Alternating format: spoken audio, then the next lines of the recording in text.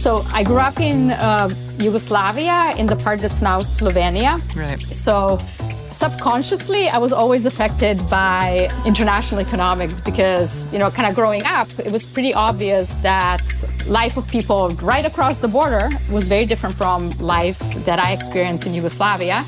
However, over the past 30 years, the world has seen a dramatic opening up of markets to international trade, and for the most part, it's been a boon to many developing economies, but it has not benefited everyone. I mean, is it fair to say that there are winners and losers? Yes, absolutely. There are winners and losers.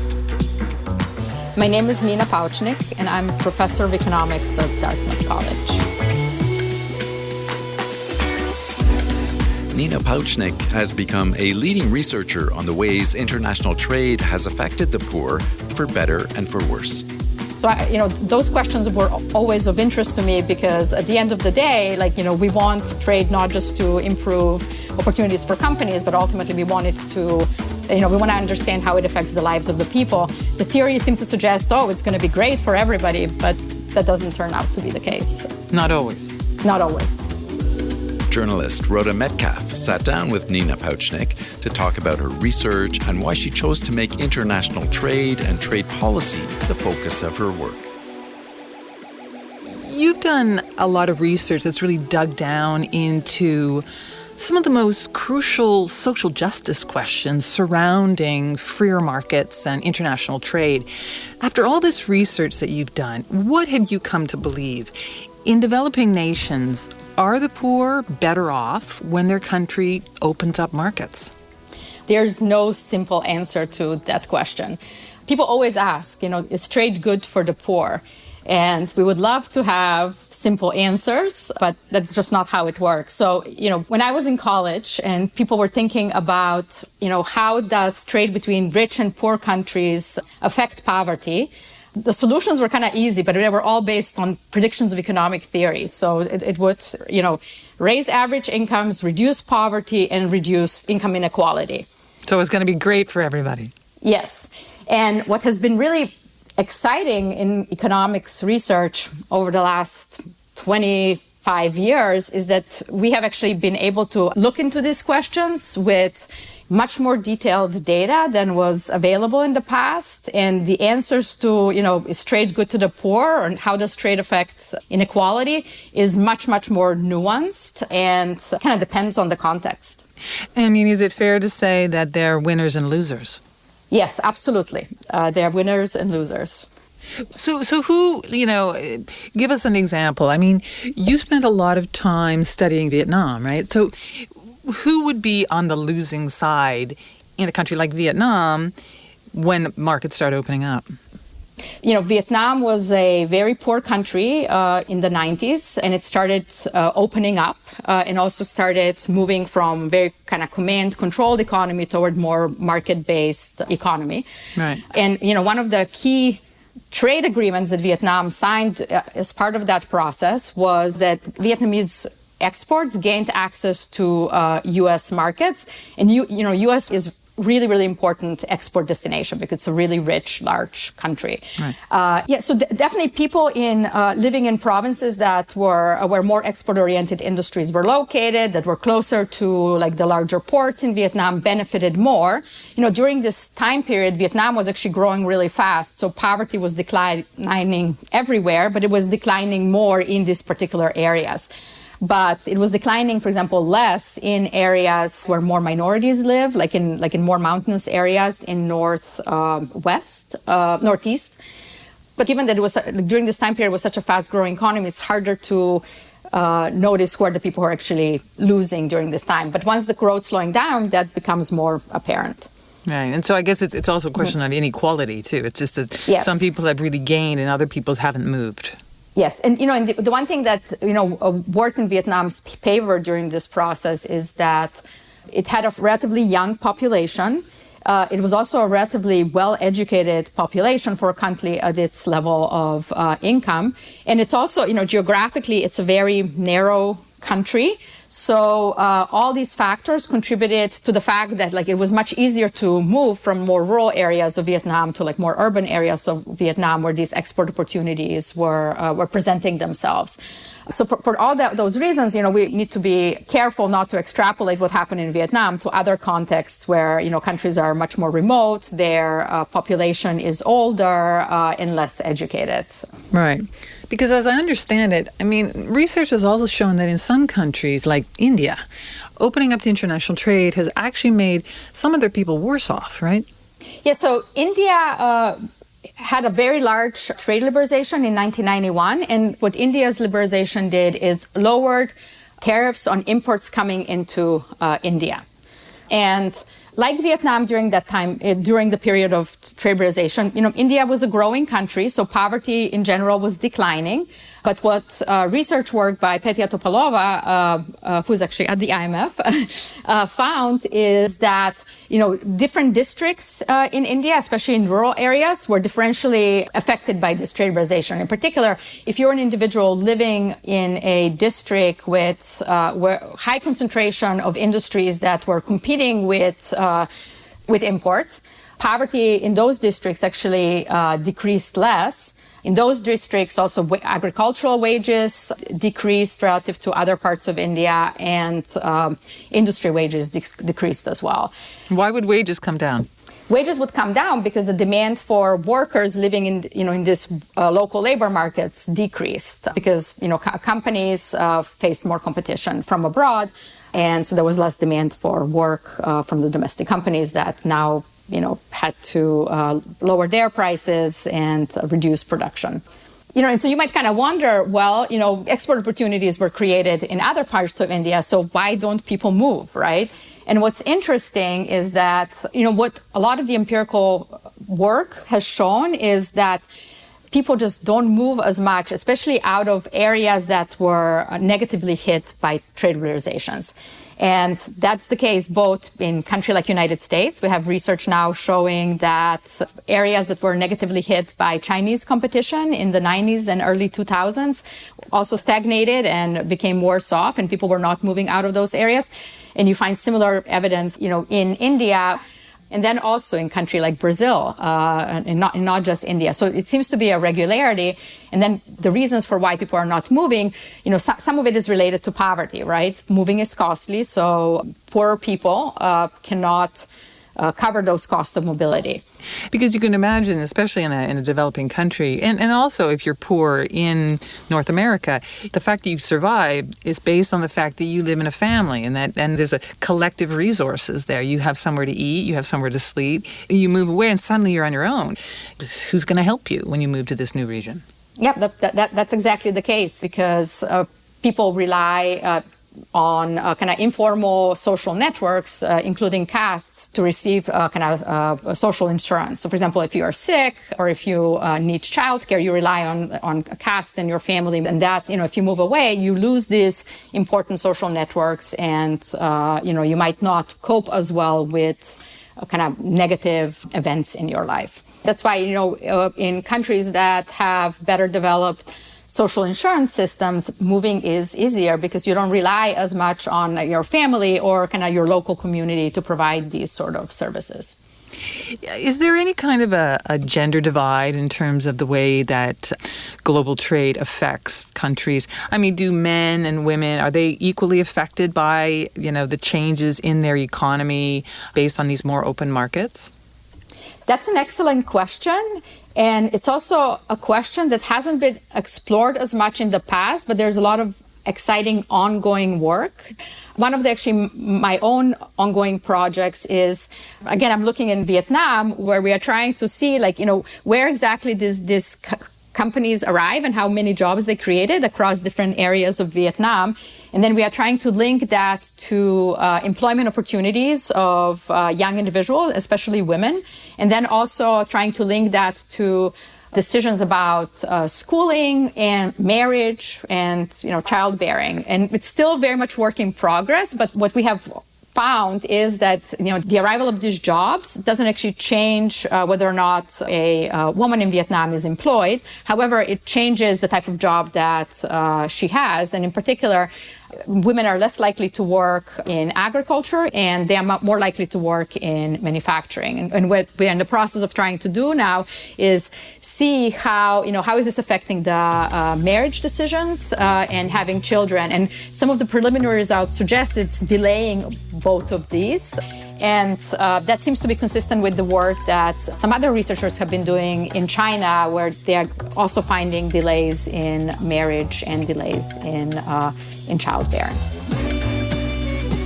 So I'm interested. I mean, a lot of economists look at questions of international trade, globalization, but you seem to have really focused a lot on kind of the more vulnerable people in society, the poor, the children. What brought you to that focus? And did you always want to be an economist? No. I only realized I wanted to be economist in college. So I grew up in Yugoslavia, in the part that's now Slovenia, right, and right on the border with Italy. So kind of subconsciously, I was always affected by international economics because, kind of growing up, it was pretty obvious that, life of people right across the border was very different from life that I experienced in Yugoslavia. Sure. However, I didn't really know how to understand that, right? Like, why are some countries poorer? Why are some other countries richer? And how does international trade affect that? I went to the United States in 1989 to spend a year with my relatives in Minnesota. And up to then, I really didn't take any social science classes because if you're a good student in Yugoslavia, they tracked you into natural science and kind of math high schools. In Minnesota, I actually had to take a course in social sciences, and I discovered economics as part of that course. And I had a really inspiring teacher, Mr. Munich. Nice. And because of that, I then ended up taking a course in college in economics, and then really realized, wow, economics enables me to better understand what's happening in the society at large, including, why my life in Yugoslavia was different from a life of, a child in Italy at that time. On the other side of the border. On the other side of the border, yes. Right. So when I was in college, large changes were happening. Berlin Wall fell right before that. Yugoslavia was disintegrating. So I was, just through my life, I became more interested in social science questions, and economics provided a way to do that. Sure. But why this focus that you have on international trade and poverty, international trade and inequality? What has steered you in that direction?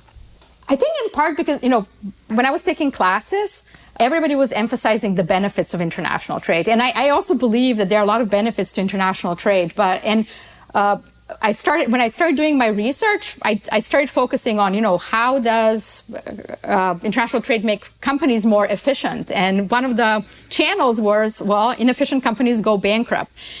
But then I kept wondering, what happens to people that lose jobs? So kind of my next papers were then kind of looking at, how does international trade and opening up of the economies affect workers?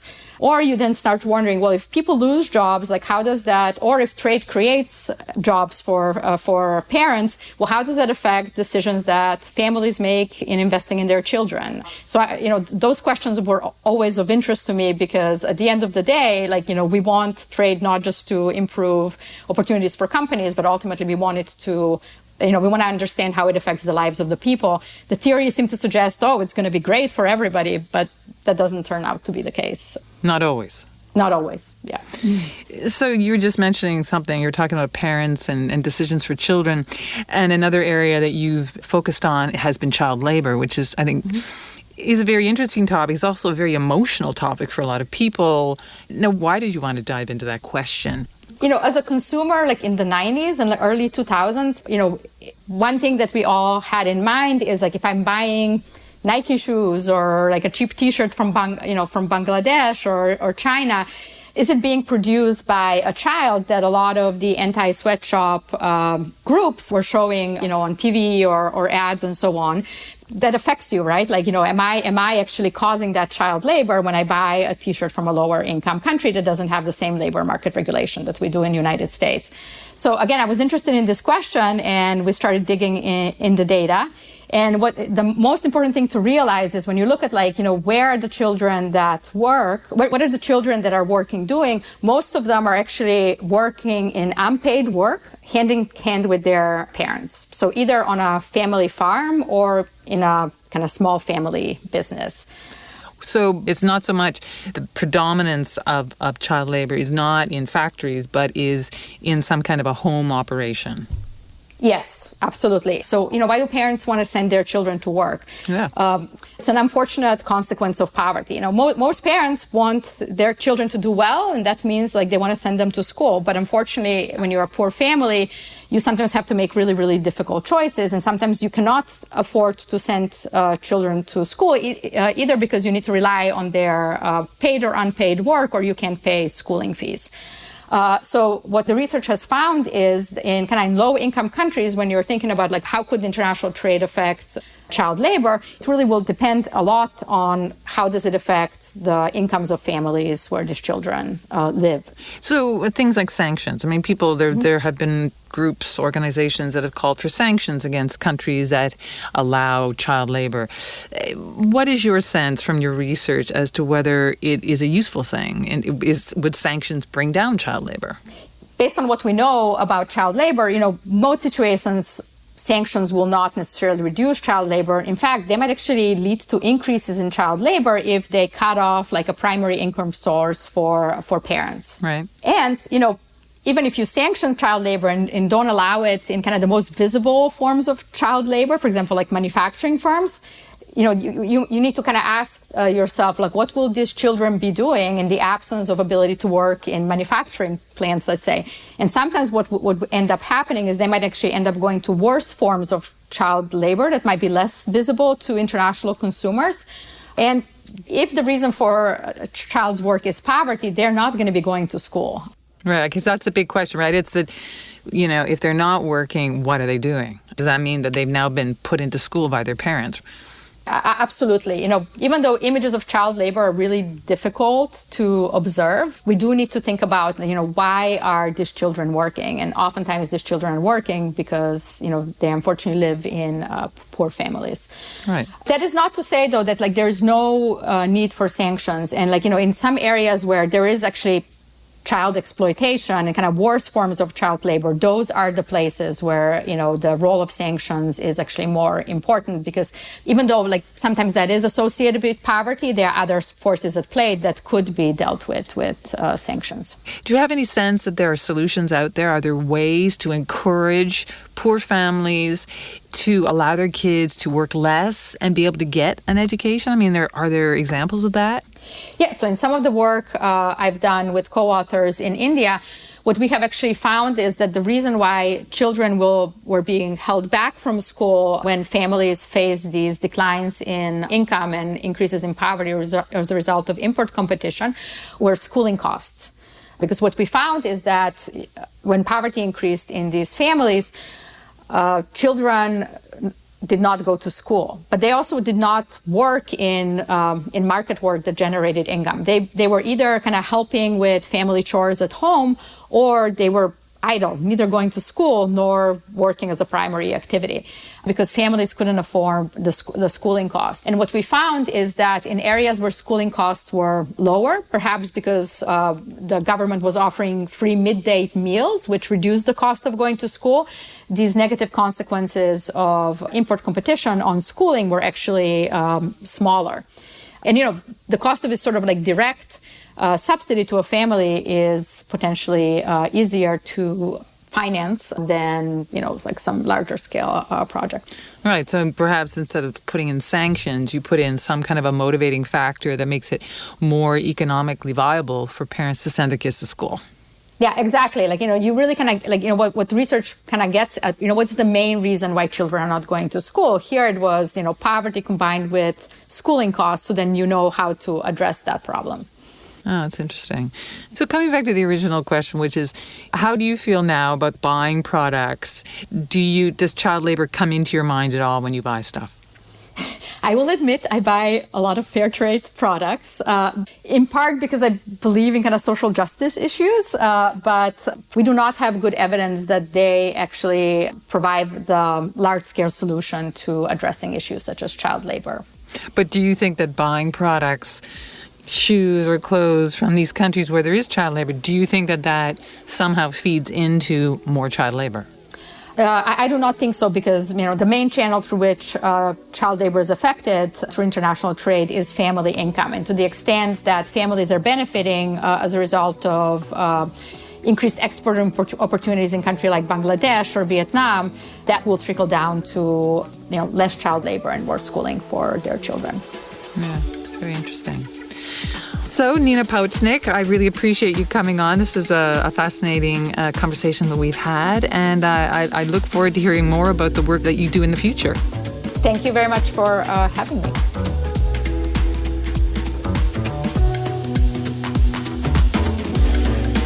That was Rhoda Metcalfe speaking with Nina Pavcnik, Professor of Economics and International Studies at Dartmouth College.